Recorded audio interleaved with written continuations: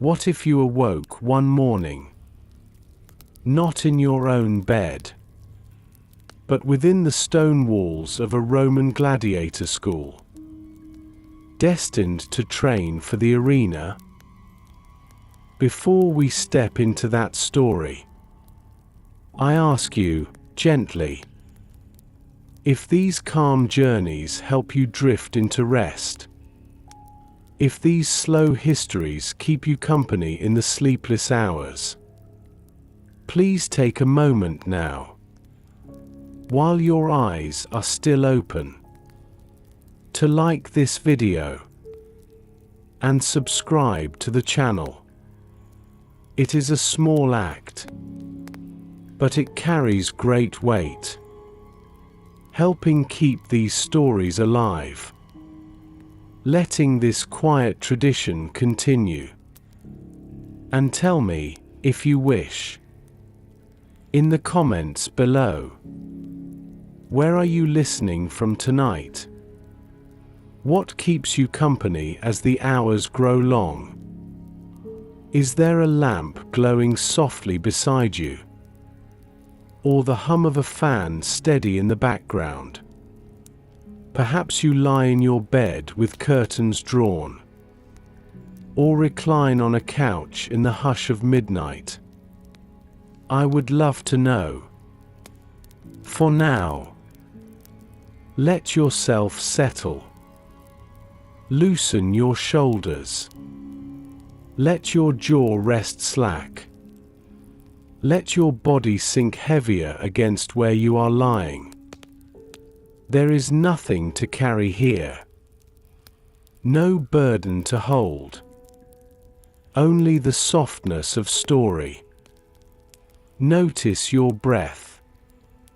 Slow. Gentle. Unhurried.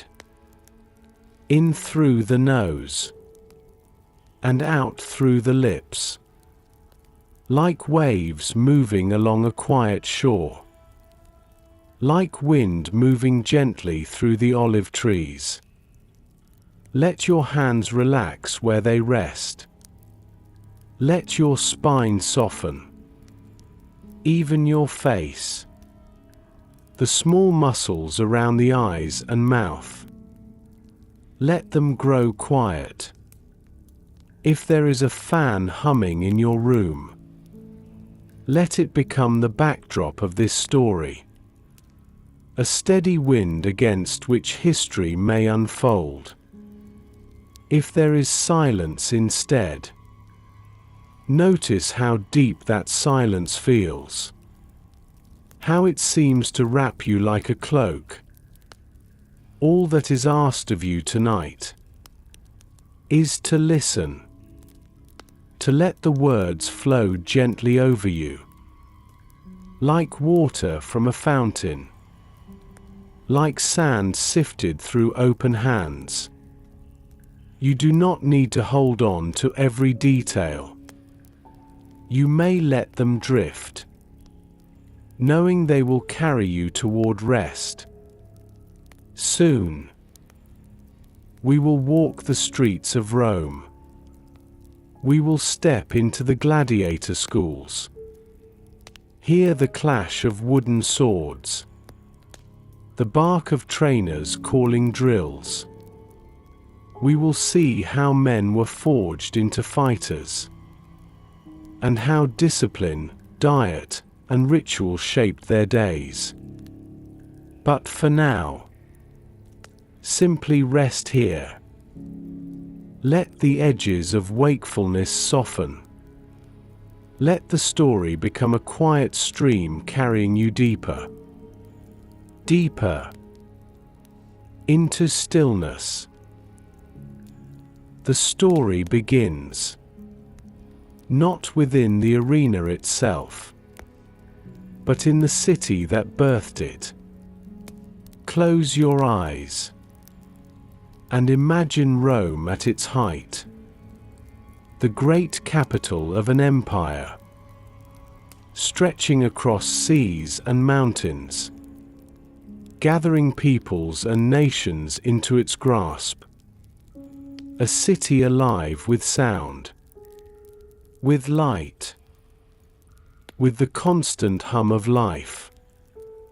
At dawn, the streets stir first with merchants, stalls lifted into place, baskets opened to reveal olives glossy with oil, figs bursting with sweetness, loaves of bread still warm from ovens that glowed through the night. The smell of herbs drifts through narrow alleys. Rosemary, thyme, basil carried on the morning air. Donkeys clatter along cobblestones, their hooves steady as drums, carrying amphorae of wine from distant hills, or sacks of grain from Egypt. The Tiber glints in the sun, barges sliding slowly across its surface, ropes creaking, sailors calling out in voices rough and loud. Soon the streets swell with people. Senators in white togas, their purple borders marking rank. Soldiers moving in columns, armor gleaming, shields polished bright. Slaves carrying baskets or jars, hurrying quickly, heads bowed. Children darting between them all, laughter echoing like birds among the buildings. Above it all, Rome rises in marble and brick, temples crowned with columns, altars smoking with incense offered to gods who watch in silence, public baths where steam curls upward, voices echoing in vaulted chambers, aqueducts stretching across the horizon, carrying water like veins feeding the body of the city. And at its heart, the amphitheaters, colossal arenas built of stone, their arches rising high, their shadows stretching long. The greatest of them all, the Colosseum, its vast oval gleaming white in the sun, crowds pressing at its gates, tens of thousands pouring into its tiers, the roar of voices rolling like thunder across the city. For here, Rome gathered to watch its spectacles. Here, gladiators would step upon sand that had drunk both sweat and blood. Here, men would fight not only for survival, but for the glory of the crowd. But gladiators did not begin in the arena. They began in the schools, hidden behind walls not so grand, where the city's noise softened, and the sound of training filled the air instead. The slap of wood against wood, the grunt of men pushing their bodies to the limit, the bark of trainers driving them harder still. And yet, Rome itself shaped them, for the city demanded spectacle. The empire thrived not only on conquest and law, but on entertainment that dazzled its people. Bread for their hunger, and games for their eyes. And so the gladiators trained, because Rome desired it, because the crowd's voice was power, because in this city, life itself could be decided by the turn of a thumb. Close your eyes and walk through its streets once more. Hear the wheels of carts upon stone, the cry of hawkers calling their wares, the rush of fountains pouring into marble basins. See the glow of torches at night, the laughter spilling from taverns, the solemn faces of senators in the forum. Smell the bread, the wine, the sweat of soldiers just returned from drill. Feel the press of thousands of lives, moving together through narrow alleys and wide plazas alike. This was the world of Rome, a city vast and restless, a city where power was displayed in every column, every temple, every march of legions through its streets, and at its heart, the amphitheaters, the stage where gladiators would give their bodies for the empire's hunger for spectacle. To understand the gladiators, you must first understand Rome itself. For without Rome, there was no arena, and without the arena, there was no gladiator. Before gladiators became symbols of Rome's power, before their names were shouted by thousands, they were shadows of something older. Their story began not in triumph, but in death, not in spectacle for entertainment, but in ritual for remembrance. Close your eyes, and let us travel backward. Before Rome was an empire, before marble temples gleamed, before legions marched across continents, back to the days of the Etruscans, neighbors to early Rome, people whose beliefs shaped Roman life in ways subtle and deep. The Etruscans honored their dead with rites of passage. They believed the spirit did not depart quietly, but needed strength, needed company for its journey. And so, at funerals, they staged combats. Two men set against each other, armed, fighting not for fame, but as offering. The blood spilled upon the earth was tribute, a gift to the departed, a way to sanctify their passage to the afterlife. These first fights were sacred, somber. The crowd did not roar with excitement. It watched with reverence, with awe. The clash of blades was not entertainment. It was prayer made visible. As Rome absorbed Etruscan traditions, it reshaped them. What began as ritual slowly shifted into spectacle. The funerary games grew larger, more elaborate. No longer just family and kin watching, but entire communities gathering. The contests became public, a chance for elites to display wealth and generosity, to honor their dead while dazzling the living. By the 3rd century BCE, these combats were woven firmly into Roman funerals. A wealthy noble's death meant days of games, dozens of pairs of fighters. Blood upon sand became the currency of remembrance. The dead honored by the living through violence staged before their tombs. Yet Rome was never content to leave things small.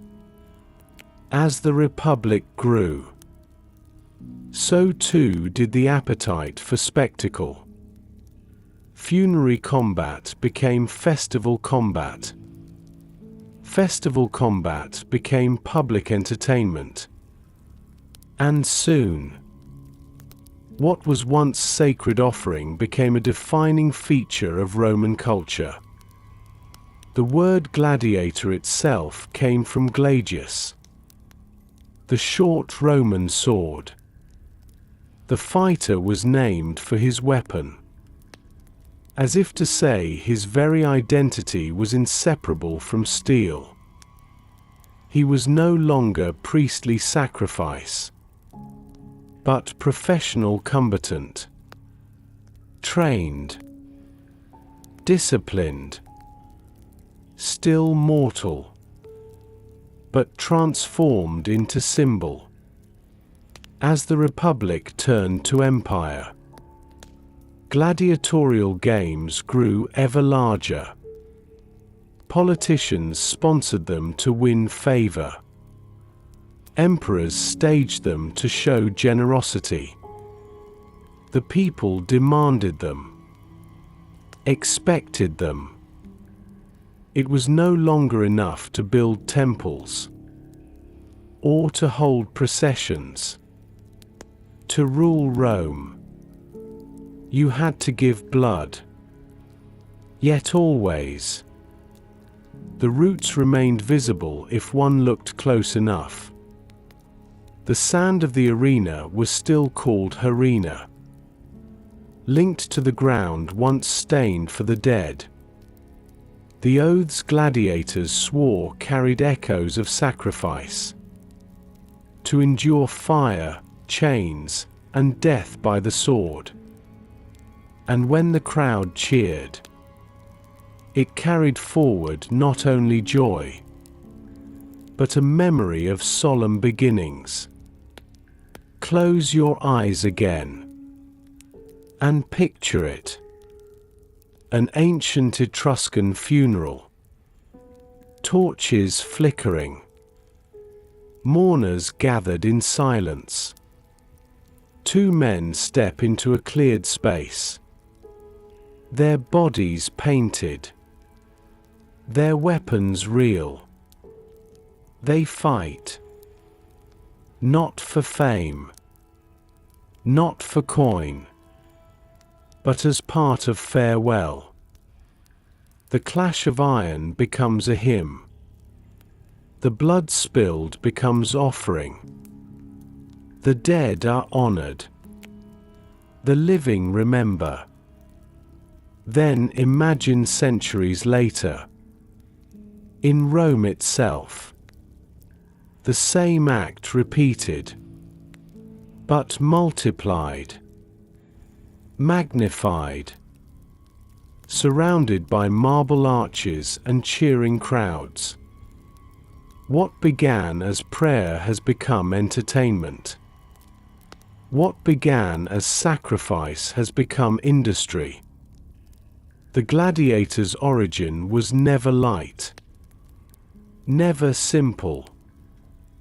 It was born in ritual, baptized in blood, reshaped by politics and appetite until it became what history remembers. A life lived between sand and steel. A body turned into symbol for the empire's hunger for power and spectacle. And so, when a gladiator took up his wooden sword in training, when he stepped onto the sand of the arena, he carried with him not only his own fate, but the weight of centuries. A tradition that began with honoring the dead, and ended with thousands cheering as he fought to remain among the living.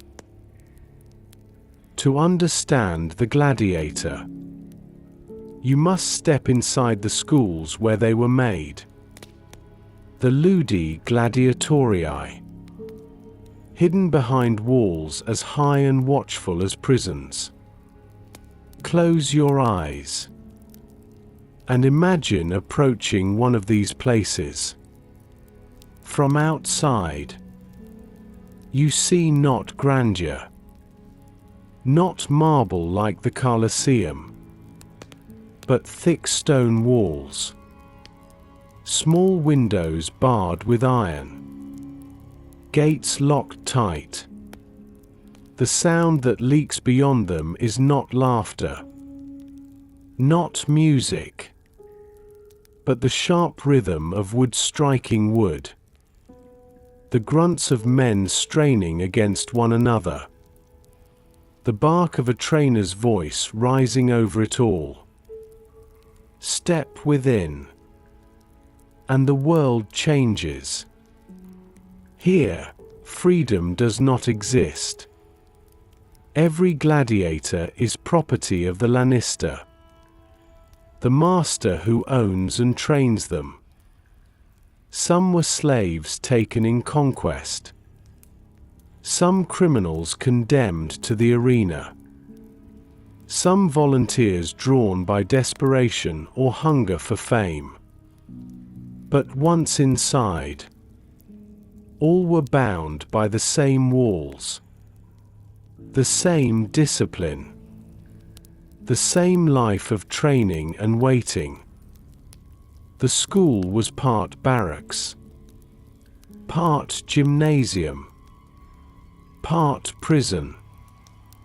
Dormitories lined with rows of beds, straw-stuffed mattresses, blankets rough against the skin, narrow corridors where footsteps echoed constantly, cells for punishment, where men were chained in darkness if they defied orders.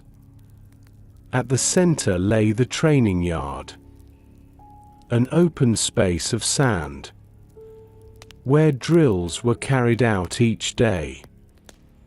Here, men practiced endlessly with wooden swords called rudis, heavy enough to strengthen arms, yet safe enough to strike without killing. Shields thudded against shields, feet stamped in patterns, voices grunted with the effort of endless repetition. Above them, trainers watched closely. Veterans of the arena, scarred men who had fought and survived. They knew the tricks, the stances, the dangers. Their task was not to teach beauty, but survival. Every mistake was corrected harshly, every hesitation punished. Discipline was as vital as strength. The Lannister ruled over all. More than master, he was warden, businessman, choreographer of violence. He bought fighters, trained them, rented them to magistrates for games. His reputation rose or fell on the skill of his men. And so he demanded absolute obedience, absolute effort. For in the arena, every falter reflected upon him. Life in the school followed a rigid rhythm. At dawn, the men woke, bodies sore from the day before. They ate their first meal, thick barley porridge, beans, bread heavy with fiber. Food meant not for delicacy, but for endurance. Then training began. Drills repeated until sweat poured, until muscles trembled, until each move became instinct. Afternoons were for sparring.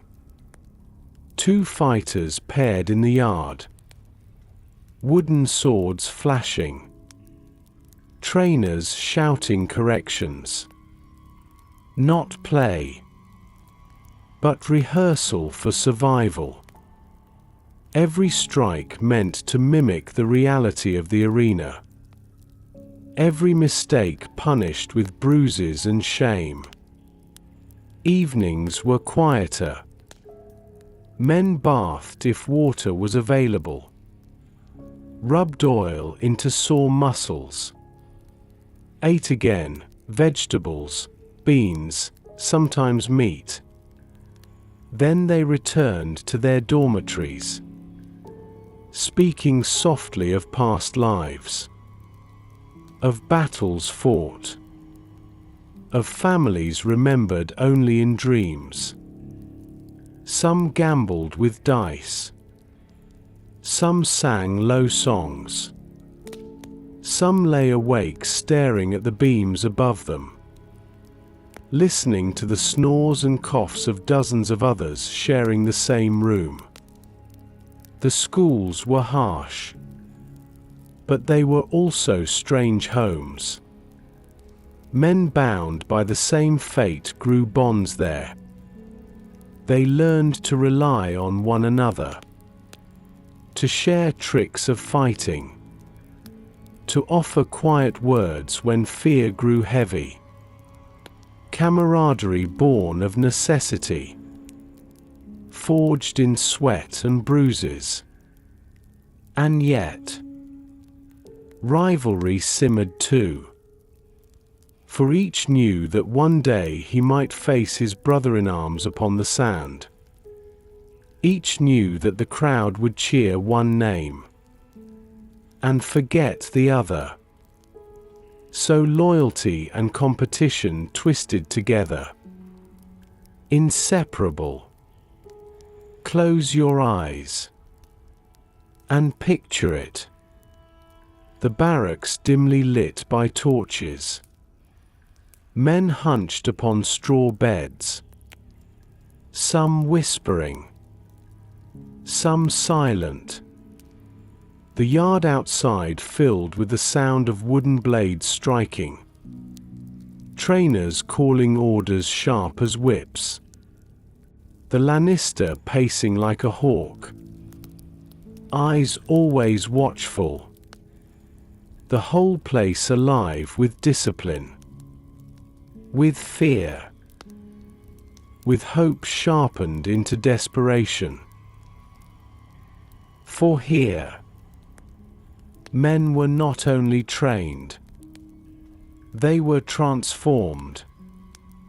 From slaves to fighters, from criminals to weapons, from men with lives of their own to gladiators bound to the will of Rome. This was the world of the gladiator school. Not free, not gentle, but unyielding. A place where men were broken down and then rebuilt into instruments of spectacle. Every gladiator school had its master, the figure who owned the walls, the beds, the weapons, and, most of all, the men within them. He was called the Lannister, a word spoken with both fear and necessity. Close your eyes and imagine him. He walks the yard with a steady pace, his cloak plain but heavy, his eyes sharp as blades. Every fighter lowers his gaze when the Lannister passes, for he is not just teacher, he is judge, jailer, dealer of lives. The Lannister was businessman above all. He bought fighters at slave markets, On battlefields. From prisons where men awaited execution. Each purchase was an investment. Each man a coin placed into the purse of spectacle. Some were cheap, broken from war or condemned by crime. Others cost dearly. Strong men captured in conquest. Skilled fighters from far lands. But whether cheap or costly, once bought, they belonged to him. He trained them, fed them, disciplined them, and then he sold their skill back to Rome itself, renting gladiators for the games, arranging combats that matched the desires of magistrates and emperors. If his men fought well, his name grew. If they faltered, his reputation crumbled. For in Rome, even the Lannister lived or died by the crowd's favor. Yet his role was darker too. He was keeper of discipline. If a man disobeyed, the Lannister ordered punishment.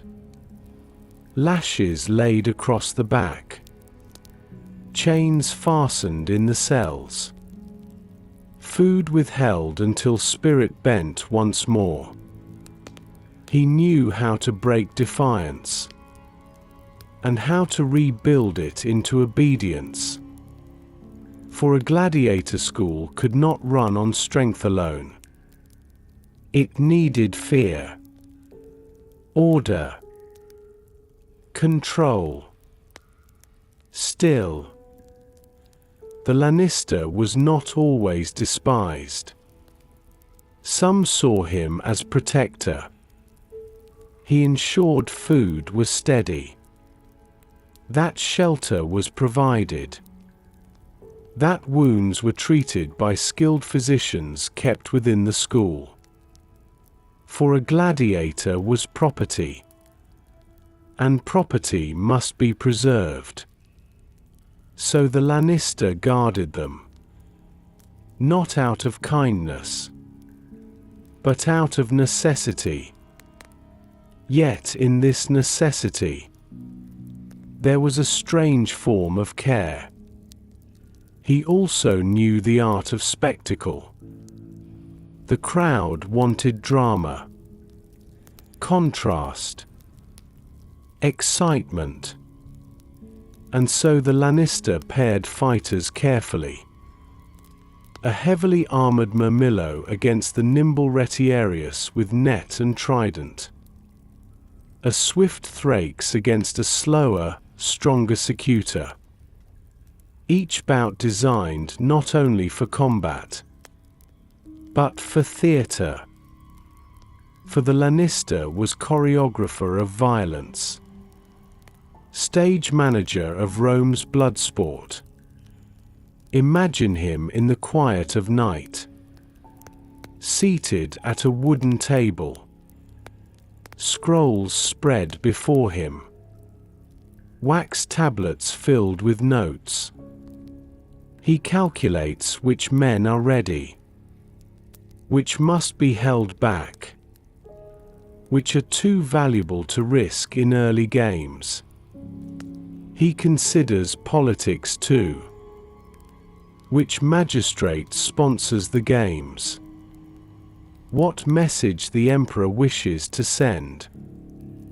Every choice strategic. Every pairing weighted with consequence. And yet, for all his power, the Lannister lived on the margins of respect. Roman society admired gladiators, adored the games, worshipped the spectacle, but it looked upon the Lannister with unease. He dealt in human flesh, profited from blood. His work was necessary, but tainted. He held power, yet was never fully honored. A shadow figure, shaping Rome's entertainment while never invited fully into its dignity. Still, within the schools, his word was law. When he spoke, men obeyed. When he raised his hand, the yard fell silent. When he paired fighters, their fates were sealed. His presence was constant. His shadow stretched across every bed, every blade, every breath of those who lived within the school's walls. Close your eyes and picture him again, walking the training yard at dawn, his boots crunching upon sand, his gaze scanning fighters as they swing wooden swords. A nod of approval here, a bark of rebuke there. He is neither kind nor cruel alone. He is both, depending on what the school demands. The Lannisters' power was total, yet fragile. For without the crowd, he was nothing. Without Rome's hunger for games, his school was merely prison. His wealth depended on spectacle, his authority on demand. He was both master and servant, master of men, servant of the empire's endless appetite for blood. And so, when you think of gladiators, think also of him, the one who stood behind every fight, every cheer, every death, unseen by the crowd, yet always present in the shaping of the spectacle. The Lannister, keeper of the schools, dealer in men, architect of survival and of death. Life in a gladiator school was life within walls that never opened freely. The men inside belonged not to themselves, but to discipline, to routine, to the Lannister who owned their bodies. And yet, each day followed a rhythm, a pattern as steady as the toll of a bell, a rhythm that turned ordinary men into gladiators. Close your eyes, and let us walk through that day. Dawn. The morning began early, long before the city outside stirred. A trumpet or a sharp shout cut the silence. Men stirred upon their straw mattresses, stretching stiff limbs, rubbing sore muscles. The barracks smelled of sweat, of oil rubbed into bruises, of damp straw and worn leather. They rose quickly, for delay meant punishment. Each man pulled on his tunic. Simple, rough, stained with dust from yesterday's drills. Water splashed cold upon faces, jolting them into wakefulness. Then they gathered in the yard, the sand already cool beneath their feet, torches still flickering as the sun had not yet fully risen. The first meal. Before drills began, a meal was given.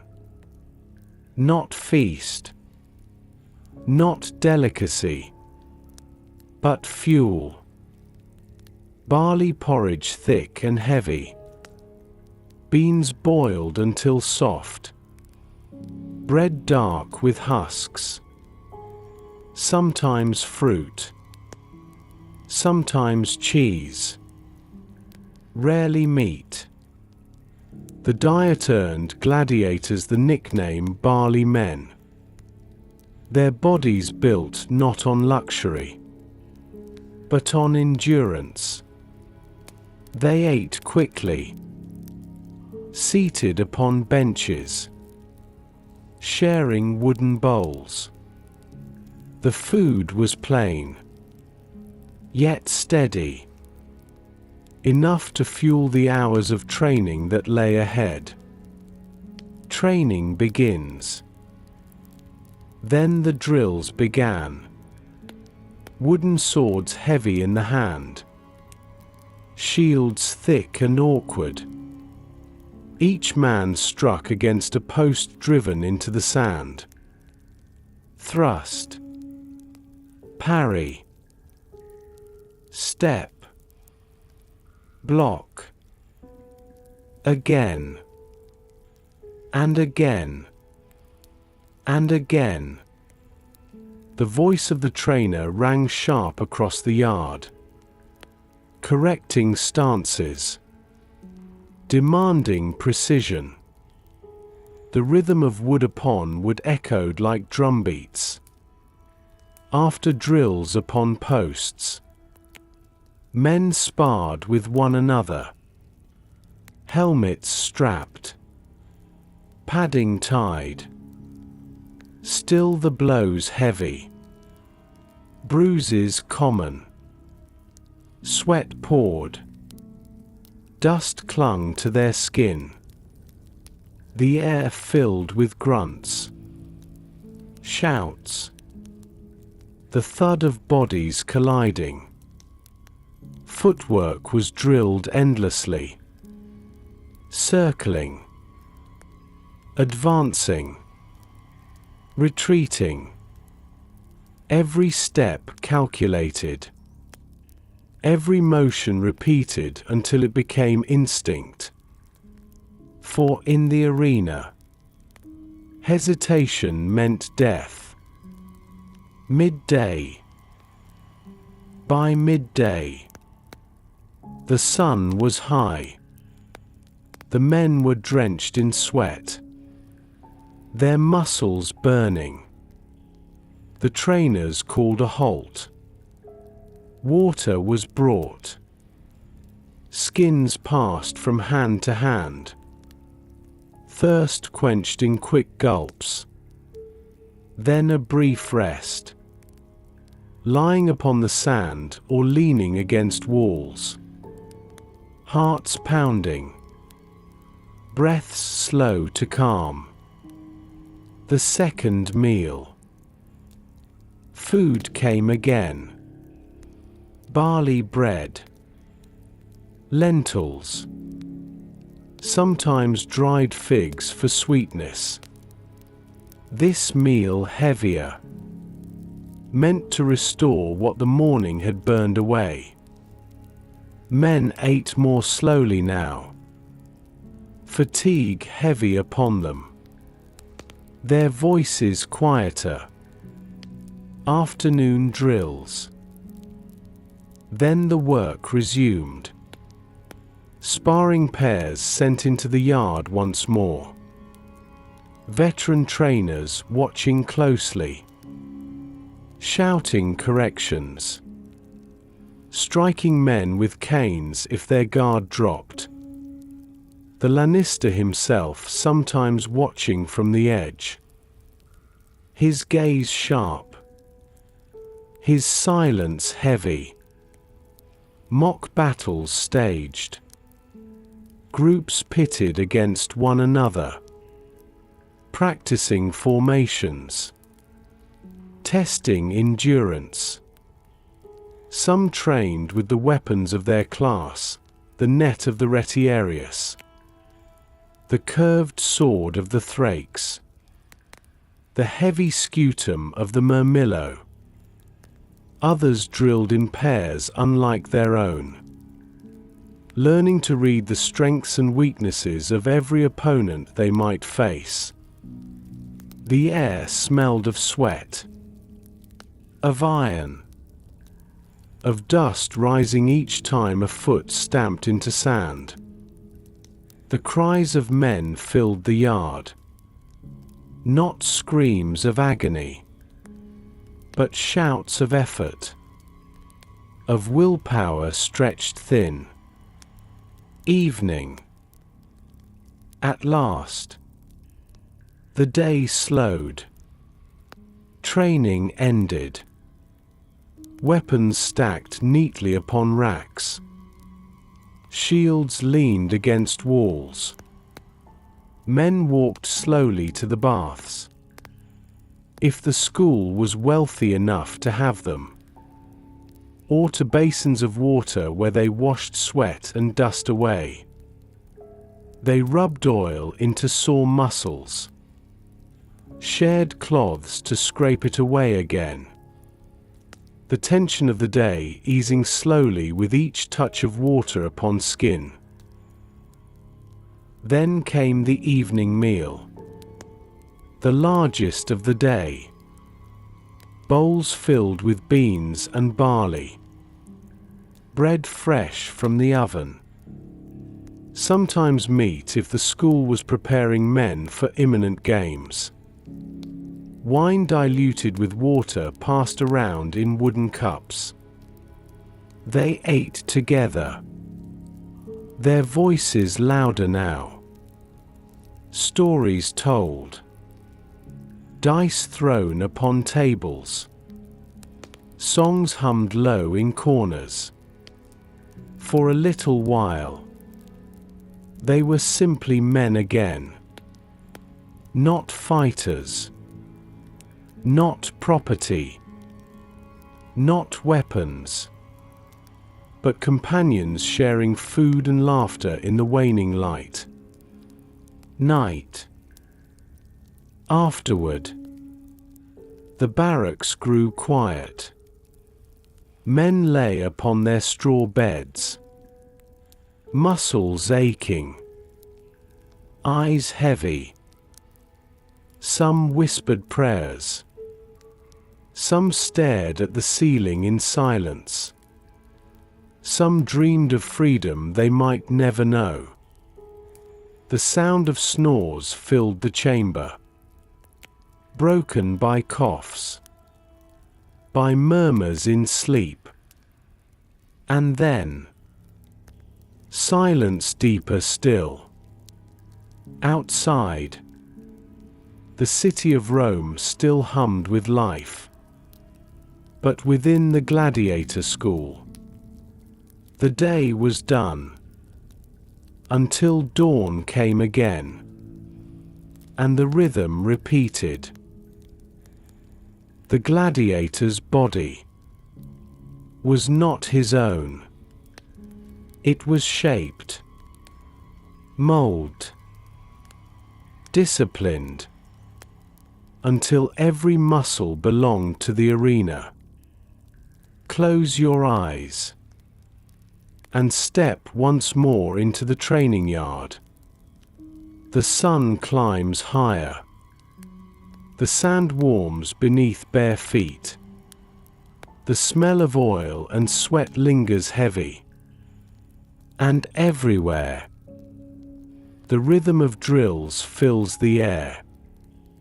The wooden sword. Training began not with sharpened steel, but with wood. The rudes. A sword carved from oak. Heavy. Clumsy. Heavier than the steel blade it imitated, so that arms grew stronger, wrists steadier, shoulders hardened with every swing. Day after day, men struck the posts planted in the yard. Thrust, parry, cut, block. Each motion repeated not once or twice, but hundreds of times, until muscle remembered even when the mind wandered. The post stood silent, patient, unyielding, and the gladiator learned that his first opponent was always himself. His weakness, his hesitation, his fatigue. The shield. With the sword came the shield. Not light, not graceful, but broad and heavy. A wall strapped to the arm. The men raised it, lowered it, angled it against blows. They marched with it, ran with it, learned to let its weight become extension of their own strength. The shield was not only defense, it was weapon. The edge could strike as surely as the sword. The press of its weight could drive an opponent back. So they trained until the shield no longer felt foreign, but like another limb. The drill master's voice. Over all of this, the voice of the trainer rang constant. Sharp commands, corrections shouted without pause. Every mistake marked instantly. Every success noted but never praised long. For training was not meant to flatter, but to perfect. Sometimes a cane struck across a man's legs, forcing him to correct his stance. Sometimes a shout cut across the yard like thunder, demanding more effort. The trainer's voice was the heartbeat of the school. Relentless, unyielding, shaping men by force of will as much as by the weight of wood and iron. Endurance. It was not only strength that mattered, but endurance.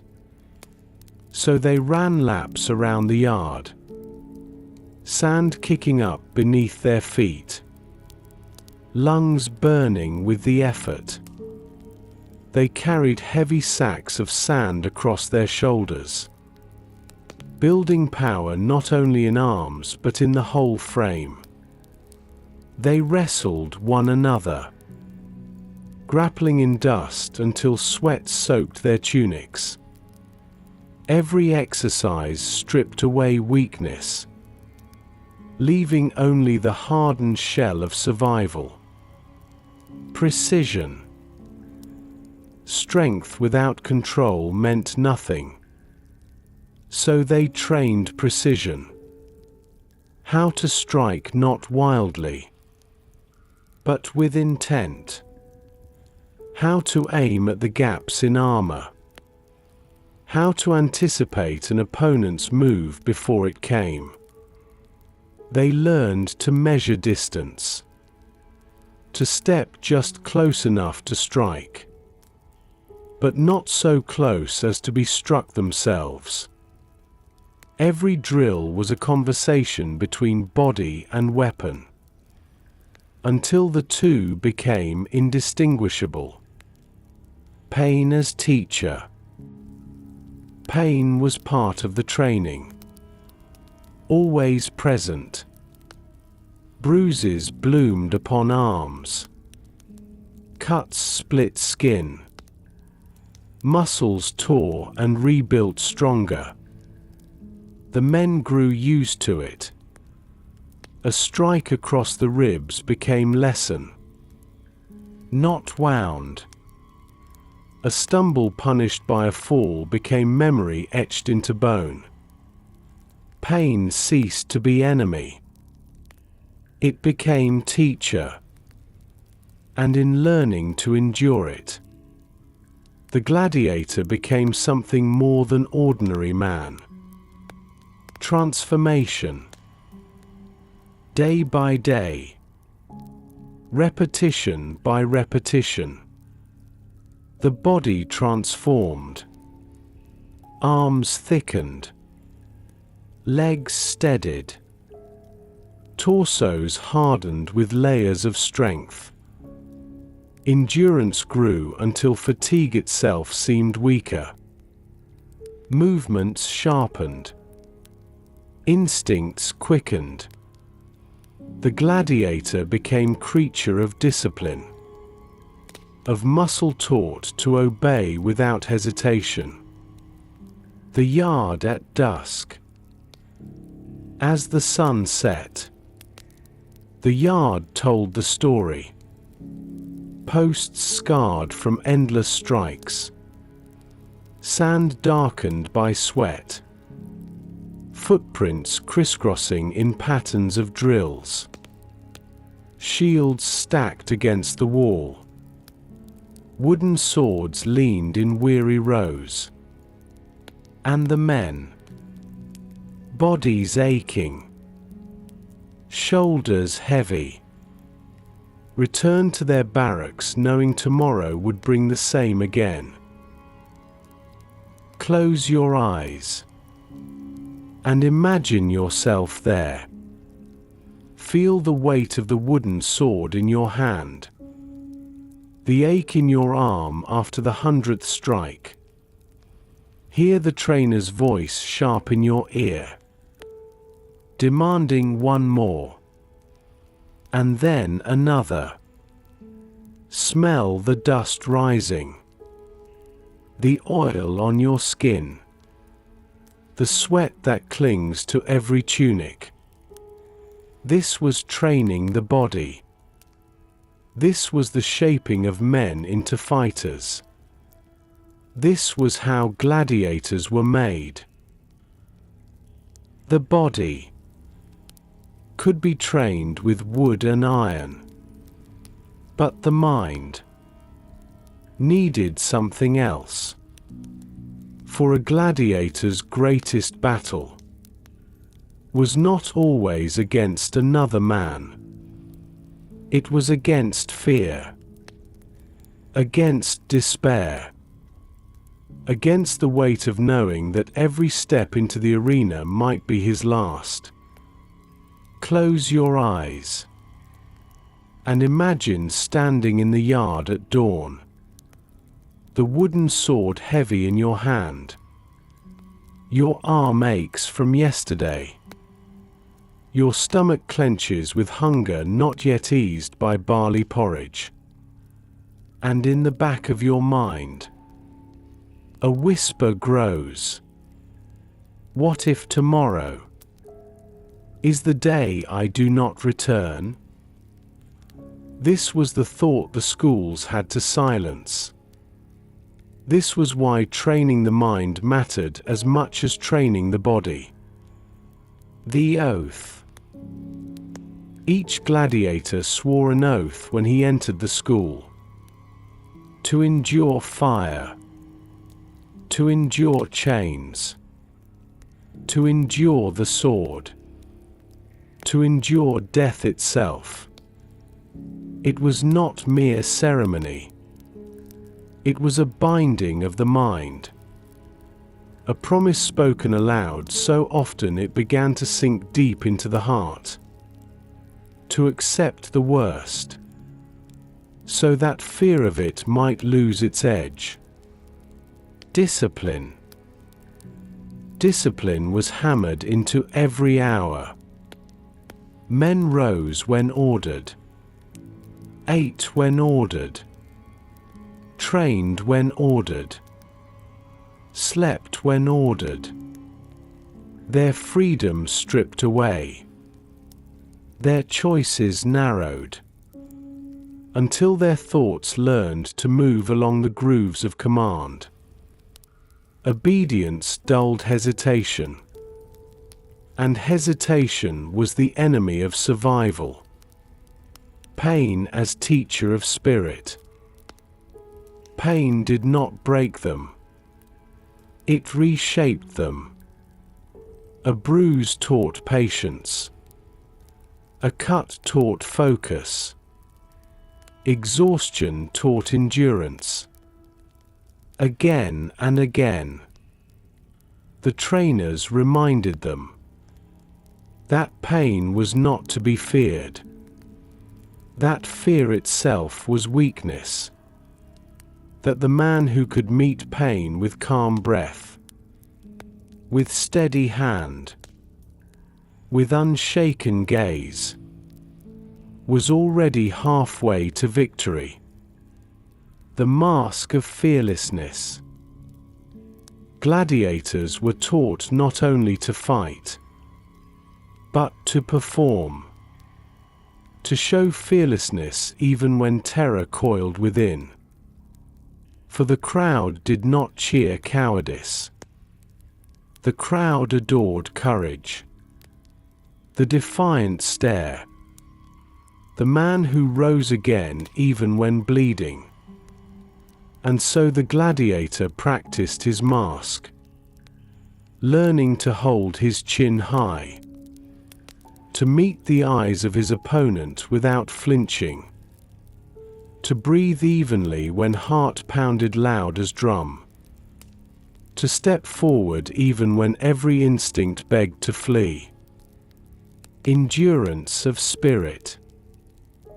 Training the mind was also endurance of spirit. Days stretched into weeks, weeks into months. The endless repetition of drills, the sameness of meals, the closeness of barracks filled with snores and coughs. It could wear down a man, make him restless, break him slowly without blade or chain. So he learned to endure boredom as much as fear, to find calm in routine, to turn monotony into anchor. For the arena demanded men who did not break, even in waiting. Brotherhood of the yard. The mind found strength also in companionship. Brothers in training offered more than sparring partners. They offered comfort in whispers late at night. They shared small jokes, small comforts, songs sung softly while oil was rubbed into sore muscles. This fellowship eased the weight of fear. No man fought his battles alone, even when he stood alone upon the sand. The quiet philosophy. And there was philosophy of a kind. Some gladiators adopted the stoicism of Rome, to accept fate, to endure what cannot be changed, to meet death as calmly as life. Others whispered their own prayers, called upon gods of home and ancestry. Whatever their path, it all pointed to the same truth, that the mind must bend without breaking, that fear could be acknowledged, but never allowed to rule. The test of stillness. Trainers sometimes forced men to stand still in the yard, to hold shield and sword steady for long minutes, unmoving, while the sun beat down, while sweat dripped into eyes. It was not to test strength, but to test mind. to see who could endure discomfort without falter, who could master the trembling of body with the command of will. Transformation. Over time, the change was clear. Men who once trembled grew steady. Eyes that once darted with fear now looked straight ahead. Voices grew calm. Footsteps sure. The gladiator was more than body trained to fight. He was mind trained to endure, to control fear, to accept fate with a stillness that even the crowd could see. Close your eyes once more and picture it. A man stands in the yard at dusk, his body scarred, his face streaked with dust. The trainer barks an order.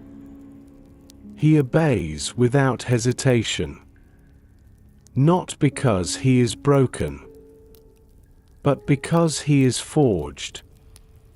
Fear has not left him, but it no longer rules him. This is the true strength of the gladiator. Not only the muscle that strikes, but the mind that refuses to yield. The arena was not chaos.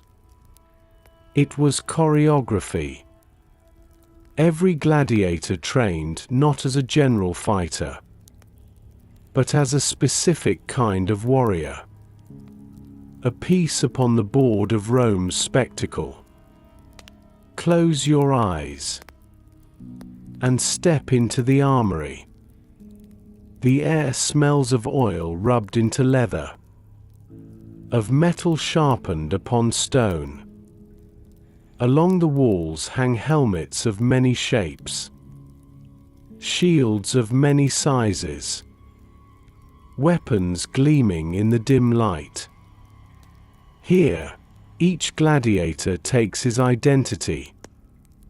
The murmillo. Tall, broad, armored heavy. The murmillo wore a great helmet with a crest like a fish, its visor slitted, its weight pressing upon his neck.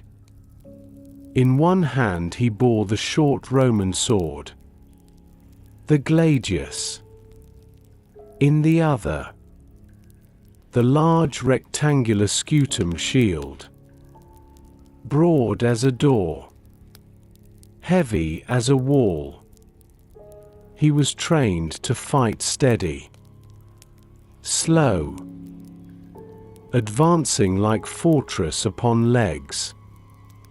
His strength was his weight, his shield crashing forward to push aside lighter foes. He was Rome itself made flesh, disciplined, unyielding. The Thrakes. Opposite him often stood the Thrakes. Lighter, faster, clad in a small square shield. In his hand, the curved sword called sickle, shaped like a claw, made to hook around shields and strike where armor failed. His helmet bore a high crest. His greaves rose to protect his legs.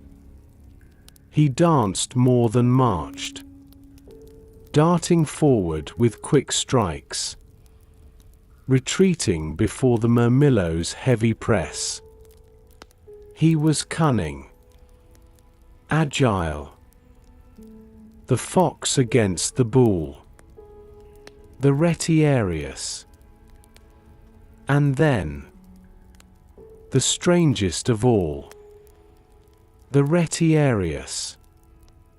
He wore almost no armor, his head bare, his chest free. In his hand, a net waited at the edges. Beside it, a trident tall and gleaming, 3 points flashing in the sun. A dagger hung at his side for when the net was lost. He moved quick, circling, throwing the net to entangle, thrusting with the trident to pierce openings. He was vulnerable, yes, but swift, elusive. The crowd loved him, for his fights were a dance of risk. The secutor. To meet him came the secutor, the pursuer. His helmet smooth, with only 2 small holes for eyes, designed so the net could not catch upon it. He carried sword and shield like the murmillo, but trained to chase. His armor heavy, his breath hot within the narrow helmet. He pressed forward always, never allowing the retiarius space. Together they formed a pairing loved by Rome. The hunter and the hunted, the swift and the relentless, the hoplomachus. There was also the hoplomachus, echo of the Greek hoplite, armed with spear and small round shield. He fought with thrust and precision, sometimes paired against the murmillo, sometimes another of his kind. His style reminded the crowd of Greece, of the old wars Rome had conquered. A nod to history turned into entertainment. The Dimachus and the Dimachus, rare but striking. He carried 2 swords, 1 in each hand. His movements fast, fluid, flashing steel left and right. He lacked shield, lacked heavy armor, but his aggression was spectacle itself. The crowd roared when both blades cut together. The bestiarius. Some trained not to fight men, but beasts. The bestiarius entered the arena against lions, leopards, bears brought from far provinces, armed with spear or whip, clad in lighter armor. His courage was tested not only by blades, but by teeth and claw. The crowd gasped as animals leapt, as man faced nature itself. Part gladiator, part hunter, part sacrifice. Variety as theater. Each style was not only combat, but theater. Rome delighted in contrasts. Heavy against light, shield against speed, net against sword, man against beast. Every fight was crafted to display struggle, difference, balance between strength and cunning. The crowd did not want chaos. They wanted spectacle. And so each gladiator was trained carefully into his role. Every helmet, every weapon, every movement, part of the stagecraft of blood. The identity. For the gladiator, his style became his identity. He was Murmillo, or Thrakes, or Retiarius. He lived that role, trained in its drills, carried its weapons. He learned to see the world through its stance, to measure opponents by what style they bore. He was not only man, he was archetype, a living piece of the spectacle Rome adored. Close your eyes once more, and imagine the yard filled with them. The Murmillo advancing heavy, shield up. The Thrakes darting light, blade curving. The Retiarius circling, net swirling in the air. The Secutor pressing close, helmet gleaming smooth. The Hoplomachus thrusting with spear. The Dimachus flashing both blades. And at the edge, the Bestiarius facing cages where beasts roar within. The yard becomes theatre even before the arena. Every man a role. Every role a story Rome demanded be told upon the sand.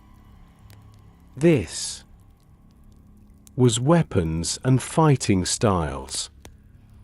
Not only tools, but symbols. Not only combat, but narrative. The gladiator was not free to choose. He was chosen, shaped, assigned, and in that assignment, he became both warrior and actor, fighting not only for survival, but for the spectacle that Rome hungered for. To build the gladiator's strength, to keep his body ready for the yard, for the arena, for the endless rhythm of training.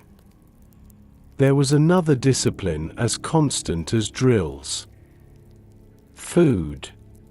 The men were known as horderii, the barley men, for their diet was simple, humble, far from the delicacies enjoyed in the villas of Rome's wealthy. And yet it was steady, deliberate, chosen to build endurance rather than elegance. Each day began with bowls of thick porridge. Barley boiled until it filled the stomach and left little room for hunger. Beans added for weight. Bread coarse with husks. Its taste was plain, almost bland, but its purpose was strength, not pleasure. Fruits appeared when the season allowed. Figs sweet and sticky. Dates brought from far provinces. Apples and pears in autumn baskets. These were moments of small delight in lives otherwise ruled by repetition. Sweetness against the dust of the yard. Meat was rare, not absent, but reserved, given more often before games, when the body must be heavy with energy, when muscles must gleam beneath torchlight as the crowd roared. Chickens or pork sometimes stewed, but never in the abundance the nobles feasted upon. The gladiator's plate was measured, purposeful. Wine too was given, but always cut with water, diluted until it refreshed without dulling the senses. A comfort more than indulgence, enough to soften the edge of the day's pain, never enough to weaken discipline. And then there was ash. Yes, ash itself, sprinkled into drinks, ground into mixtures, taken like medicine. It was thought to strengthen bones, to harden the body against the blows of combat. It thickened the blood. The physicians of the schools swore by it, and so the gladiators drank it without protest, knowing their bodies were instruments too valuable to leave fragile. But diet alone was not the making of strength. Conditioning wove itself into every hour of training. The body was tested endlessly, pushed until weakness burned away. Men carried heavy weights across the yard, sacks of sand slung across shoulders until backs ached, logs lifted and hauled until arms shook, shields strapped to arms for hours at a time, to teach endurance beyond the length of a single fight. They ran in the sun, circles upon circles, breath ragged, lungs raw, until exhaustion itself became familiar companion. They wrestled in dust, bodies colliding, learning balance, learning how to fall and rise again.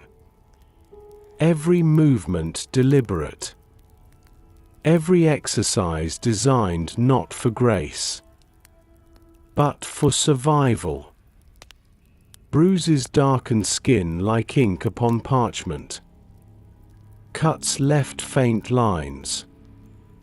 Muscles tore and healed thicker, stronger, harder than before. The physician watched closely, applying salves, stitching wounds when needed, but never coddling. For the body must endure. It must break and rebuild, break and rebuild again, until it became something unyielding. Oil was rubbed into sore flesh, massaged into aching limbs, scraped away with strigils until the skin glowed clean again. This ritual soothed as much as it strengthened. For in caring for the body, men remembered that they were not only property, but still human. Slowly, day by day, week by week, the transformation was visible. Bodies once thin with hunger grew thick with mass. Muscles layered upon muscles. Bellies rounder than soldiers, for their diet was heavier. Strength built not for marching across continents, but for short bursts of ferocity upon the sand. Gladiators were not carved into lean elegance. They were forged into weight and resilience. Their training did not seek beauty. It sought durability. Men who could take blows, rise again, fight longer than the crowd expected, endure punishment until the moment of victory. And so the diet, the conditioning, the endless drills, all came together. shaping not statues for display, but instruments for survival. The barley men became machines of endurance, bodies bound to the arena's hunger. Close your eyes and imagine them at dusk, returning from the yard, their shoulders heavy, their stomachs empty, waiting for bowls of beans and bread to be set upon the tables. They eat quickly, hungrily, laughing softly through fatigue, their bellies filling with the food that will rebuild what training has torn away. Outside the walls, Rome feasts on delicacies, roasted meats, sweet pastries dripping with honey, wines rich and red. But inside the schools, the food is plain, yet it is enough. And in that plainness lies the secret of their endurance. This was the diet and conditioning of the gladiator. Not indulgence, not decadence, but discipline made flesh. The simple strength of barley and beans, turned by sweat and repetition into power that could face the roar of the Colosseum. Within the walls of the gladiator school, men lived closer than family. They ate together, trained together, slept shoulder to shoulder upon straw beds. They shared sweat, blood, silence, and fear. From this closeness, bonds were born, and yet from the same soil, rivalries grew, camaraderie and conflict, twined together like vines upon the same wall. Close your eyes and step into the barracks at night. The torches burn low, casting long shadows upon the beams. The air smells of oil rubbed into sore muscles, of bread just eaten, of dust still clinging to sandals left by the door. Men lie upon their pallets, some murmuring softly, some laughing quietly, others drifting already into sleep. In this space, the distance between strangers shrinks. Stories are told in hushed voices. A man from Gaul speaks of forests wide and green. Another from Thrace recalls snow upon mountains. One more from Africa remembers the heat of desert winds. Their worlds are far apart, yet within the walls they blend. Shared hardship becomes shared language. Jokes whispered ease the weight of tomorrow's drills. Laughter soft as a balm upon bruises. When wounds are tended, it is often by another gladiator's hand. A cloth pressed to a cut, a shoulder offered when a leg is too sore to walk alone. In these gestures, trust is forged. Men come to know that even in a place where death hovers, there is kindness still. But rivalry waits nearby. For each man knows that the one who shares his bread today may face him with blade tomorrow.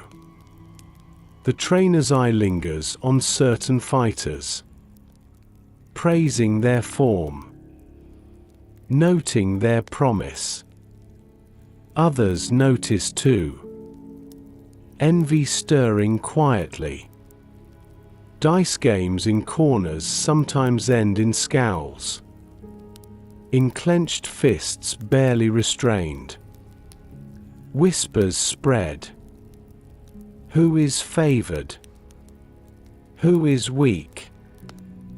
Who may not survive the next bout?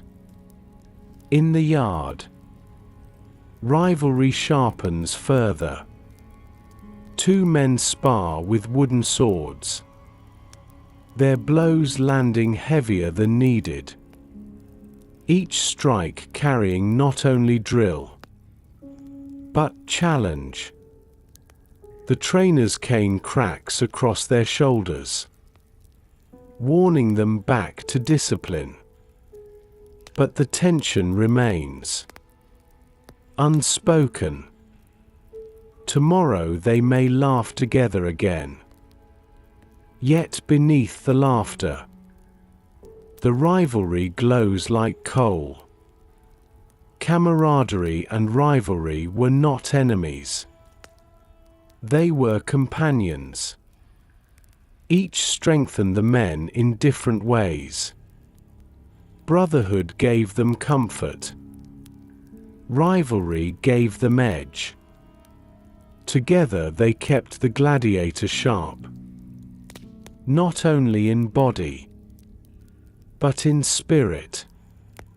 Some bonds ran deep, unbroken even by the arena. Men swore oaths to protect one another, to fight with honor even if fate set them face to face. Legends tell of fighters who refused to kill their brothers, choosing instead to defy the crowd, to end the match without blood. The crowd roared in anger, but also in awe. For even Rome's appetite for violence respected loyalty when it burned so bright. Other rivalries burned hotter still. Two men whose hatred grew in silence, until the day came when the arena gave them space to unleash it. The crowd loved such stories. They shouted names, placed wagers, hungered for resolution. And the fighters, caught between loyalty and rivalry, became actors upon Rome's stage. Close your eyes once more and picture it. The barracks at night filled with laughter and whispers. The yard at dawn filled with blows struck harder than drills demanded. Men leaning against walls sharing bread. Men staring across the yard with quiet challenge in their eyes. This was the dual truth of gladiator life. They were brothers, and they were rivals, bound together by chains of fate, yet divided by the arena's hunger. And in this tension, they became sharper. Their loyalty gave them strength to endure. Their rivalries honed their blades to strike true. Both threads woven together into the fabric of their lives. To live as a gladiator was to live within this paradox. Loved by the men who stood beside you, measured against them always, and knowing, always knowing, that one day the sand might call for one to fall, and the other to stand. Life in the gladiator school was bound as tightly as iron upon wrists. Order ruled every moment, every breath, and where order slipped, Punishment waited. Close your eyes and walk the corridors with me. The stones are cold, the air heavy. You hear the echo of footsteps, the low murmur of guards at their posts. The school is more than barracks. It is prison. And like any prison, its laws are unbending. A gladiator belonged to the Lannister.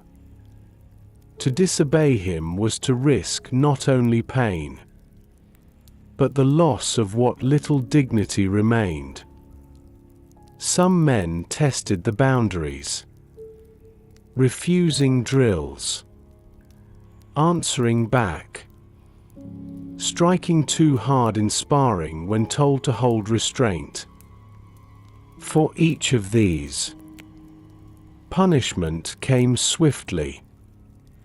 The lash was common, leather cords biting across backs, arms, legs.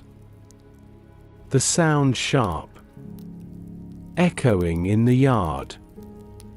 The man cried out. The others watched in silence. Not only correction, but lesson. To remind all that defiance did not end with victory. It ended in pain. Confinement was harsher still. A narrow cell. No light save what slipped through cracks. Straw upon stone.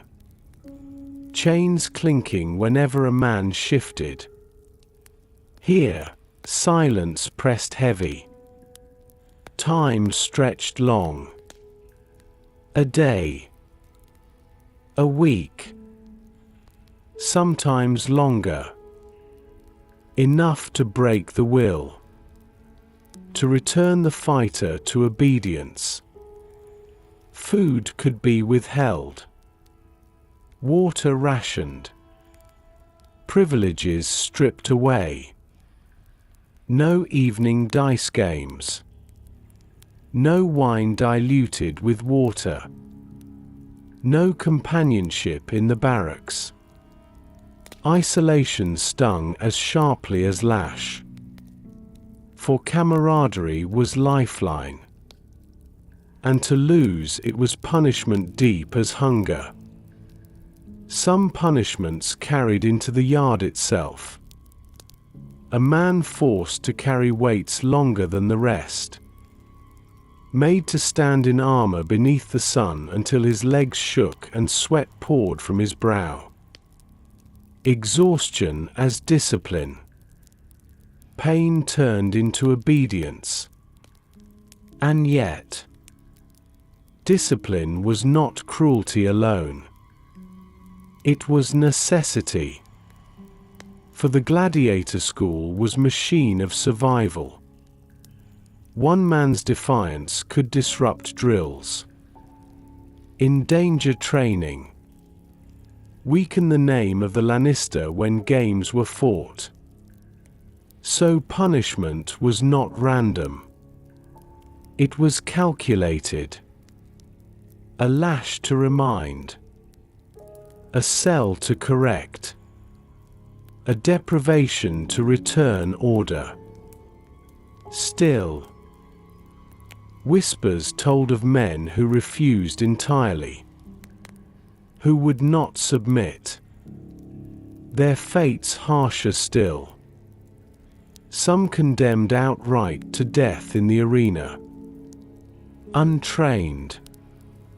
Thrown before beasts or soldiers as warning to others. Some simply vanished from the barracks.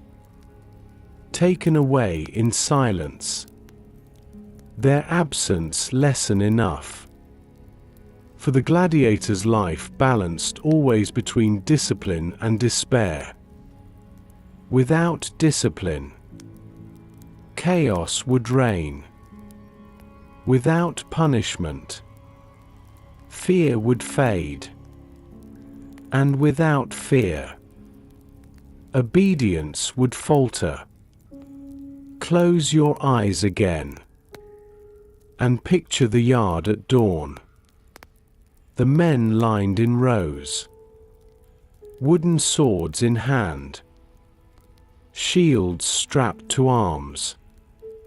The trainer's eyes sharp, the Lannister's gaze colder still. A man stumbles. A shout cracks through the air. A blow of the cane across the legs. The sting sharp. The lesson immediate.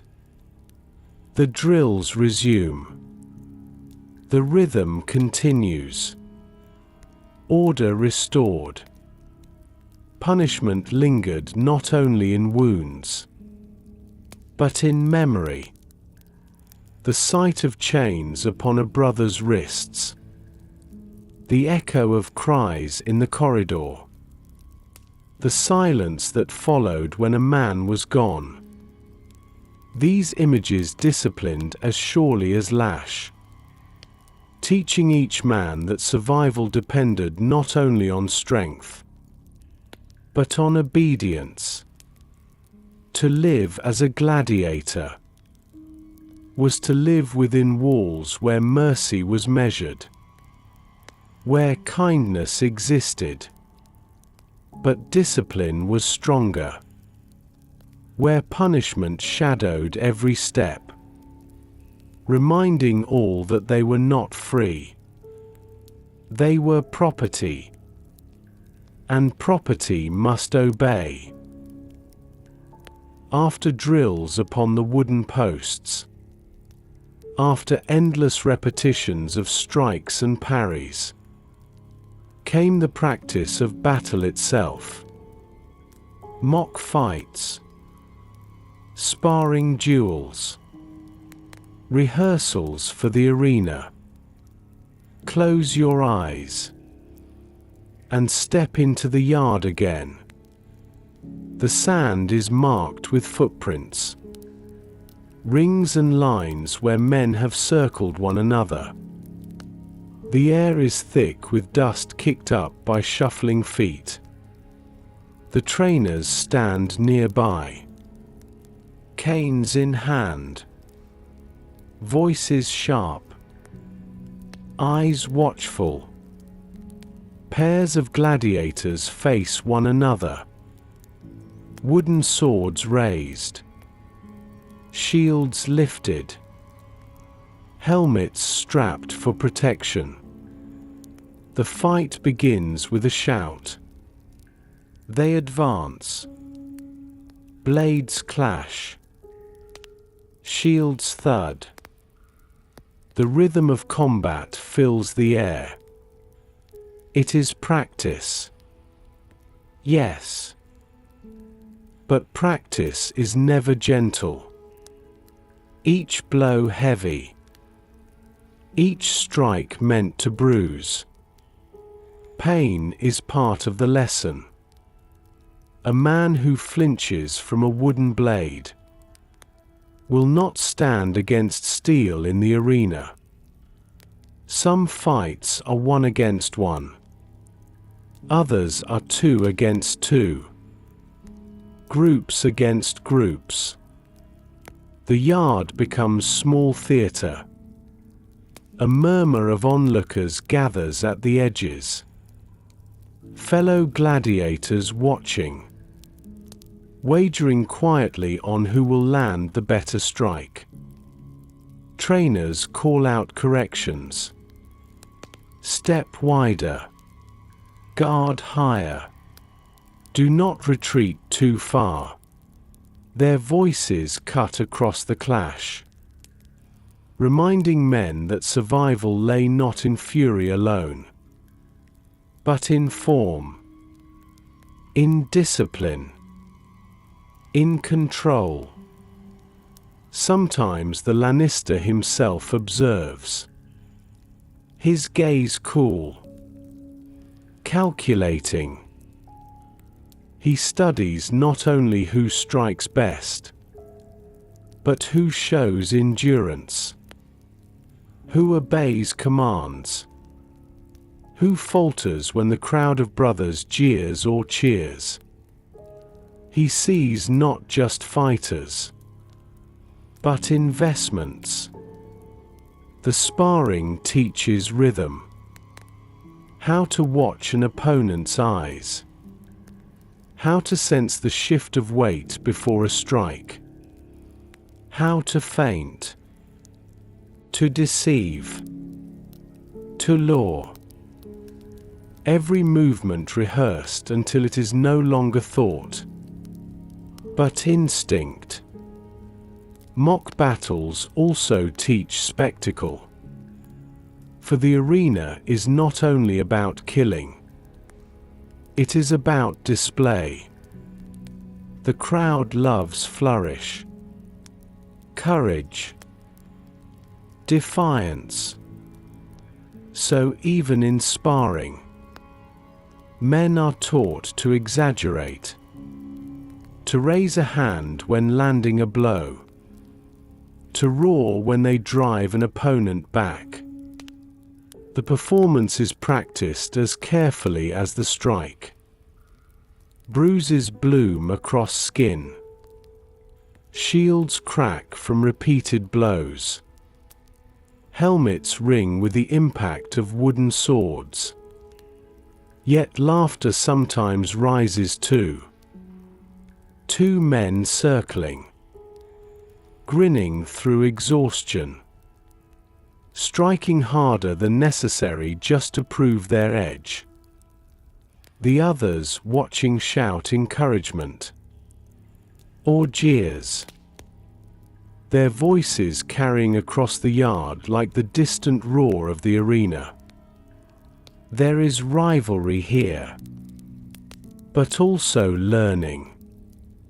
Every man studies the style of his brother, how he steps, how he guards, how he favors one side over the other. They know that one day they may face him in truth, and every sparring bout becomes rehearsal for that imagined future. Some practice days end with staged matches watched by the whole school. Pairs chosen carefully, styles contrasted for effect. The men fight until the trainer calls halt. Sweat pouring, chests heaving. The crowd of brothers cheers as if they were already in the Colosseum. For a moment, practice becomes performance, and the line between training and spectacle blurs. At night, men speak of the sparring, praising clever feints, mocking clumsy stumbles, recalling the sting of blows with half smiles. They relive the bouts in whispers, sharpening memory as much as they sharpen blades. Close your eyes once more, and imagine it. The yard alive with dust and noise. Wooden blades flashing, shields ringing, bodies colliding, trainers shouting, gladiators watching, sweat dripping, breath heaving, eyes fixed upon opponents.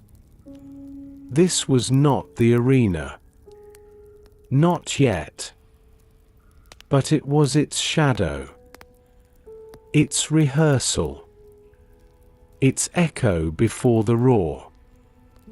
Mock battles and sparring shaped the gladiator not only in skill, but in spirit, teaching him how to fight not only to survive, but to be seen, how to endure not only blows, but the gaze of thousands.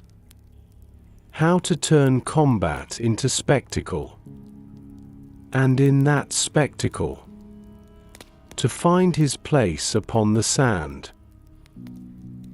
Training was endless. Day after day of drills, sparring, discipline. But eventually, a day arrived when practice was no longer enough.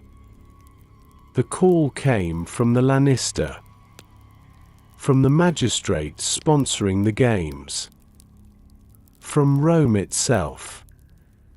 Certain names were chosen, certain men summoned. The time of preparation for the arena began. Close your eyes and imagine the barracks on such a night. The air heavy with silence. Men sitting upon straw beds, polishing helmets, sharpening swords, oiling shields until the wood gleamed. The usual chatter is gone, replaced by quiet movements. Each man lost in his own thoughts.